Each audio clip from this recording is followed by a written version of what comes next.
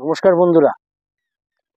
বিগত দিনে কয়েকটা অর্থনীতির নীতি বা অর্থনীতির পলিসি কিরম হওয়া উচিত এবং সেই পলিসির জন্য আমরা কতটা ক্ষতিগ্রস্ত বা আমাদের সেই ধরনের পলিসির ফলে আমাদের দেশের শিল্প অর্থনীতি কতটা ভাবে প্রভাব বিস্তার করে রয়েছে সেই নীতিগুলো, সেই ব্যাপার দিয়ে বলেছিলাম। আজকেও সেই ব্যাপারে বলছি। এখানেও কয়েকটা উদাহরণ দিচ্ছি যাতে বোঝার সুবিধা হয়। আগেরগুলো উদাহরণের মাধ্যমে বোঝানোর চেষ্টা করেছিলাম। সেটা হচ্ছে যে দেখবেন আমাদের এখানে যে গাড়িগুলো তৈরি হয়, গাড়ি যে চলে, দেখবেন একটা গাড়ির একটা মডেল বাজারে আসলে সে মডেলটা খুব জোর হলে 1 বছর 1.5 বছর চলে।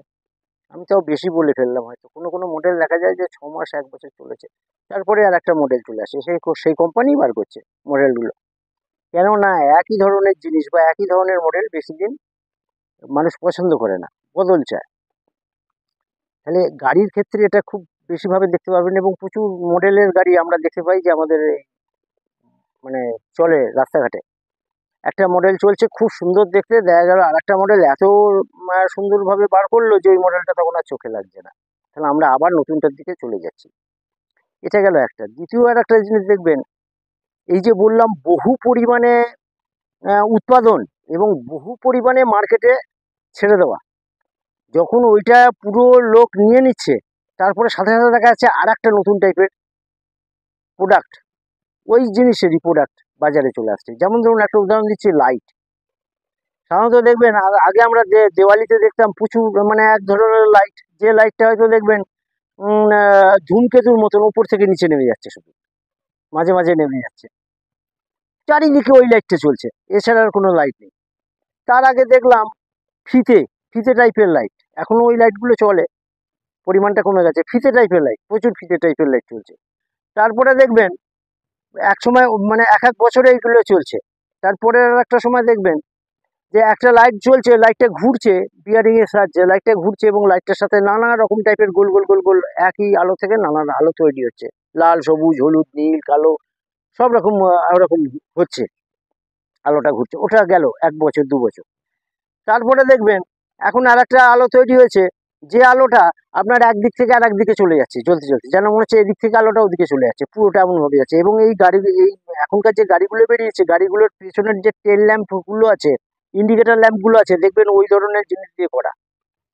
তার মানে এক একটা সময় এক একটা ডিজাইন, মানে লাইটেরই, লাইটটা দিয়ে উদাহরণ দিচ্ছি, লাইটের ভেতরেই এক একটা সময় এক এক রকমের সে মানে কি বলুন বৈচিত্র্য আনছে, যার ফলে সেটা লোক কিনে নিচ্ছে সে বছরে। এবং খুব লুক্রেটিভ, এগুলো দেখতে খুব সুন্দর লাগে, দামও কম, নিয়ে নিচ্ছে। পরে 1-2 বছর বাদে গিয়ে দেখবেন ওটা আর ভালো লাগছে না যখন, তখন আবার নতুনটার দিকে যাচ্ছে। এবং এই যে চিপে আমরা যে পাচ্ছি লাইটগুলো, আপনি দেখবেন তার ফার কোয়ালিটি কিন্তু খুব ডাউন। 1 বছর, জোর হলে 2 বছর, তারপরে কেটে যায়, বেকার হয়ে যায়। কিন্তু আমাদের মনে ধরছে, পছন্দ হচ্ছে, আবার খুব বেশি দামও না, আমরা ওটা নিয়ে নিচ্ছি। এবার ওই ধরনের জিনিসগুলোতে যাওয়াতে আমাদের দেশের ভেতরে যারা এই যে টুনি বাল্ব বা এলইডি, এলইডি ঠিক বলবো না, টুনি বাল্বের টাইমে যে সমস্ত আলোগুলো ছিল এবং তারা যে জিনিসগুলো ফুটিয়ে তুলতো আলোর মাধ্যমে, সেই ধরনের যে শিল্পগুলো ছিল বা সেই ধরনের জিনিস যারা তৈরি করতো বা সেই ধরনের জিনিস যারা বিক্রি করতো, তাদেরা কিন্তু এখন আর ওইগুলো প্রায় বলতে গেলে বন্ধ হয়ে গেছে।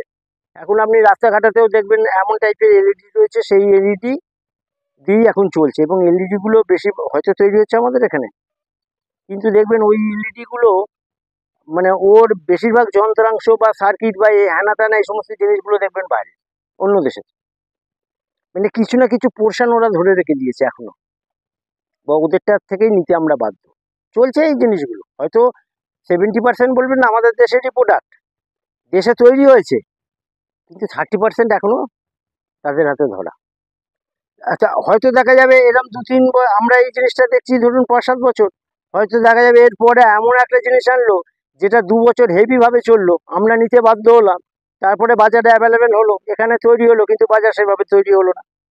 যেমন এখন এলইডি গুলোর হয়েছে, বাজার সেভাবে তৈরি হচ্ছে না। প্রথম চোটে যেভাবে বাজার হয়ে গেছে, বাজার থেকে যা পয়সা কামানো সব কামানো হয়ে গেছে।